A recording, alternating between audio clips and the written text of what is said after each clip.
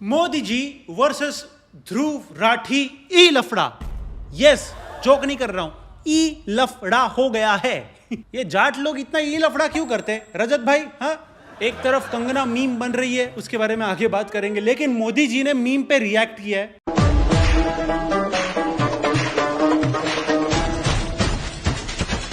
लगता है मोदी जी भी अपना अनफिल्टर्ड चैनल खोलने की तैयारी में है। हाँ, by the way guys, studio tour आ गया अनफिल्टर्ड पे। तेरे को कौन बोला तेरा प्लगइन करने? हाँ, कौन बोला?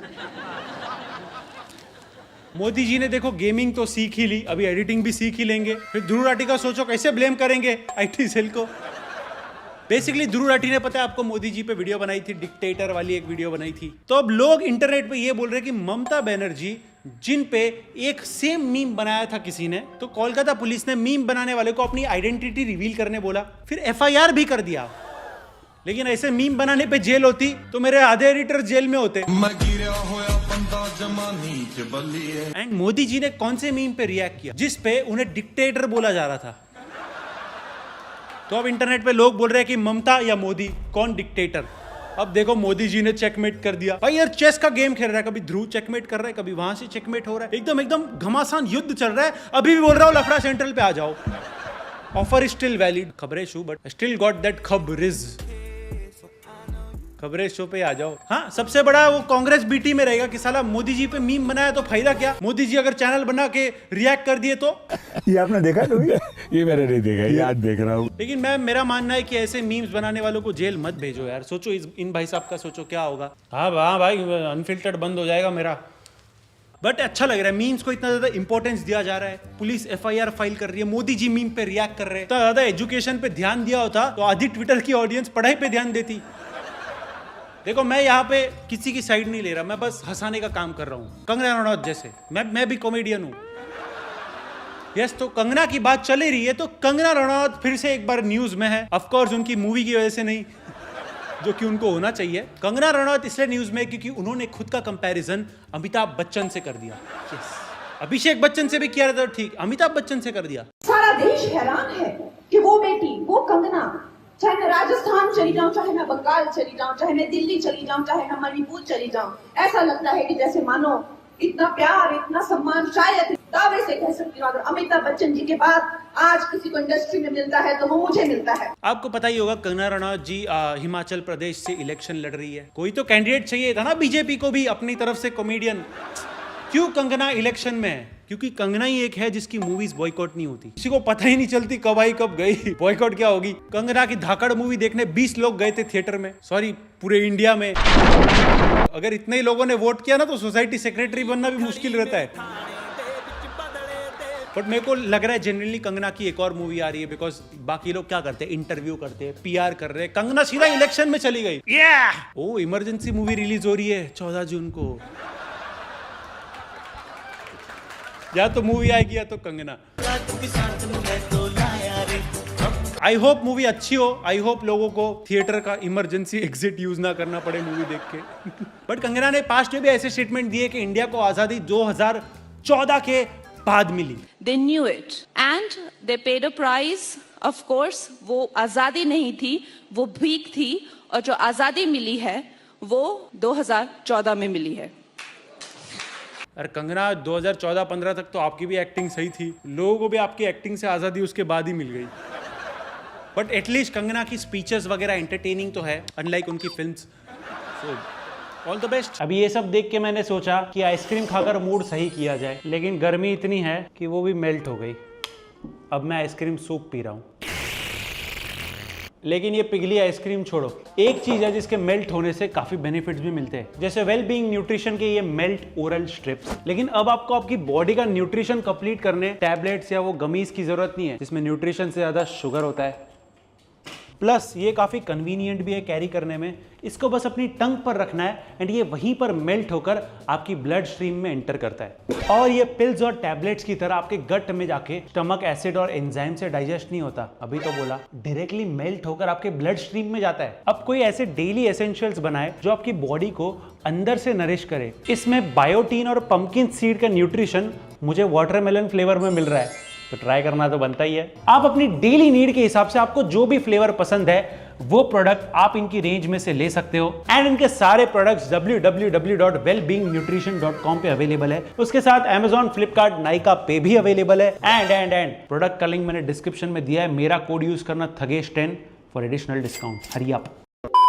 और क्या हमारे एल्विश भाई फिर से मुसीबत में है। एल्विश भाई सांस नहीं लेते कि केस हो जाता है, कोई दिक्कत हो जाती है। तो न्यूज ये आ रही है कि ईडी ने जंग छेड़ दी है एल्विश यादव के अगेंस्ट मनी लॉन्ड्रिंग के लिए। ये पहले कभी नारकोटिक्स, कभी एनिमल राइट्स, अभी ईडी। पहली बात मैंने एल्विश यादव और ईडी एक सेंटेंस में देखा, मैं डर गया, बोले ये क्या हो गया।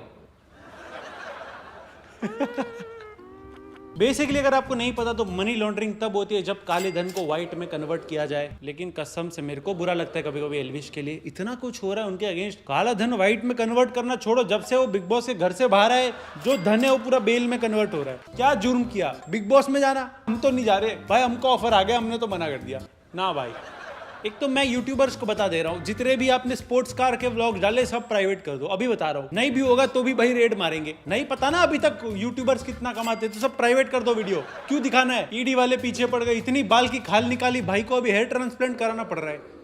कुछ लोग कह रहे हैं हरियाणा का सीएम चेंज हुआ इसलिए एल्विश यादव पे इतने सारे केसेस हो रहे हैं, क्योंकि वो पिछले सीएम से मिले थे। कभी स्नेक वेनम का केस हो रहा है, कभी मनी लॉन्ड्रिंग का केस हो रहा है। अब किसी को पता किया भी है कि नहीं बेचारे ने। बट इस चीज से हमें सीखने क्या मिलता है? अगर आप क्रिएटर हो तो रेव पार्टीज और पॉलिटिकल पार्टीज दोनों से दूर रहो। नहीं, मुझे कभी कभी ऑनेस्टली लगता है कि कुछ ज्यादा ही अटैक किया जा रहा है एल्विश को। उन्होंने क्या किया? सिर्फ भाईचारा ऑन टॉप किया है। लाइफ क्यों बॉटम ला रहे हो उनकी? इधर एल्विश भाई के अगेंस्ट प्लेट पे प्लेट दी जा रही है, ये लो एक और केस, ये लो एक और केस। बट अगर आपको नहीं पता तो ईडी के केसेस बहुत ज्यादा हो चुके हैं देश में, लेकिन ये ईडी के केसेस भी बहुत ज्यादा है। क्योंकि 100-200 करोड़ जिसके पास रहते हैं ना, उन पे होते ईडी के केस। कभी कभी लगता है इतने केसेस क्यों हो रहे? न्यूज वालों को भी व्यूज चाहिए क्या? मैं तो 5 रुपए का बस टिकट भी संभाल के रखता होगा, ये धगेश समझ के मेरे को उठा के ना लेके जाए। मैं अलग हूँ। मैं बोल रहा हूँ ना, मैक्सटन ही पनौती है। इसको जब से चाटा मारा है ना, तब से जिंदगी चाटे मार रही है। ये मैक्सटन को हाथ मत लगाओ भाई, दूर रहो। बट आई जेन्युइनली होप के एल्विश यादव ना फंसे ये सब में, बिकॉज यार कम्युनिटी का आदमी है एंड वी डोंट वांट कि ये सब में फंसे। अगर उन्होंने नहीं किया है तो, और अगर किया है तो हमेशा जैसे मैं बोलता हूँ सजा मिलनी चाहिए। बट आई जेन्युइनली होप ऐसा ना हो कि उनका ये क्लिक बेट रियल बन जाए। हाँ मतलब अब बहुत लोग मुझे सांप बोलते हैं। यस देखो, मैं महाराष्ट्र में रहता हूँ, इसका मतलब ये नहीं कि रेप्टाइल के साथ मेरे को वो करोगे। महाराष्ट्र में एक आदमी के बाथरूम से सांप निकला है 10 फीट का। साला मेरे बाथरूम से ऐसा सांप निकले ना, मैं जिंदगी भर अडल्ट डाइपर पहनूं। क्या ये? एक तो छोटा मोठा भी सांप नहीं, 10 फीट का सांप। काही दिवसांपासून असेच काही सापांचे व्हिडिओ व्हायरल झालेले आहेत। या व्हायरल व्हिडिओमध्ये साप कधी गाडीच्या चाकात अडकलेला दिसतो तर कधी बुटाच्या आत दिसतो। मुंबई में घर होता है 10 फीट का, तो वो भी 10 फीट के घर में मैं एक माला बना के वो भाड़े पे दे दूं, ऊपर वाला माला। जनरली सांप जहरीले होते हैं, ये साला बाथरूम की पाइपलाइन में रेंग रहकर जहरीला बन गया रहेगा। मैं तो भाई अपने फिनाइल में क्लीनिंग एजेंट हो ना, उसमें स्नेक वेनम जरूर डाल रहा हूँ। स्नेक, सांप को मारने वाला जहर, स्नेक वेनम। साला पहले लोग खेतों में टॉयलेट करने जाते थे तब सांप का डर लगता था, अब बाथरूम में भी सांप आ रहे, क्या करे? हार्पिक वालों का टैगलाइन था ना पहले, साफ नहीं स्वच्छ। अब रखना चाहिए सांप ना ले डस। ये सीन के बाद अक्षय कुमार मूवी बनाएगा, टॉयलेट एक स्नेक का था। अभी तो बेयर ग्रिल्स भी वर्क फ्रॉम होम कर सकता है। आई थिंक ये वाला सांप शायद बेयर ग्रिल्स भी ना खाए। मैं सोच रहा हूं अगर हमारे साथ ऐसा हो तो पहले जिप बंद करे या टॉयलेट का दरवाजा, सब बंद करके भाग लो। भागने से याद आया हमारा अगला segment, UP is OP. UP में एक बंदा अपनी शादी से भाग गया, पता है क्यों? क्योंकि उसको दहेज में क्रेटा नहीं मिली, यस स्विफ्ट मिली। ये बात का उसको ज्यादा दुख था। बट मैं लड़की वालों से नाराज हूँ। लड़की वाले क्या कर रहे हो यार? बंदे ने क्रेटा डिमांड की है, उसको एक वैगनर दो, वैगनर दो। नहीं, नई वाली नहीं, खरीद के नहीं, ओला करके दो और घर पे भेज दो। साले भाई दहेज मांग भी रहा है तो डिमांड के साथ के ब्लैक कलर की क्रेटा चाहिए। अबे साले ब्लैक क्रेटा मार मार के नीला कर दूंगा। ब्लैक क्रेटा चाहिए इसको, क्रेटा नहीं 10th स्टैंडर्ड के बुक्स खरीद के दो। साले अभी भी दहेज चाहिए इनको। 10th स्टैंडर्ड की बुक्स में होता है कि दहेज इल्लीगल है। लेकिन लड़की वाले भी कैंसलेशन फीस अप्लाई कर दी। अगर शादी कैंसिल करनी है तो जितना खर्चा हुआ है सब दे दो। तो लड़के वालों को 17 लाख रिटर्न करने पड़े। थोड़ा पागल भी गले क्या तू? इतने में क्रेटा खरीद लेता। 17 लाख थे भी नहीं, 12.5 लाख दिए, और बाकी जो एक छोटी मोटी सोनेट कार थी वो भी गिरवी रखनी पड़ी देने के लिए। क्रेटा में घर जाने के ख्याल थे, पैदल चला गया बेचारा। और भाई की डिमांड पहले से नहीं थी, ऑन द स्पॉट जब मालूम पड़ा ना कि स्विफ्ट मिलने वाली, तब पलट गया। लड़की वालों ने भी ऑन द स्पॉट दूल्हा बदल दिया। लड़के वालों की बारात जाने के बाद लड़की वालों ने दूसरे गांव से बारात बुला के,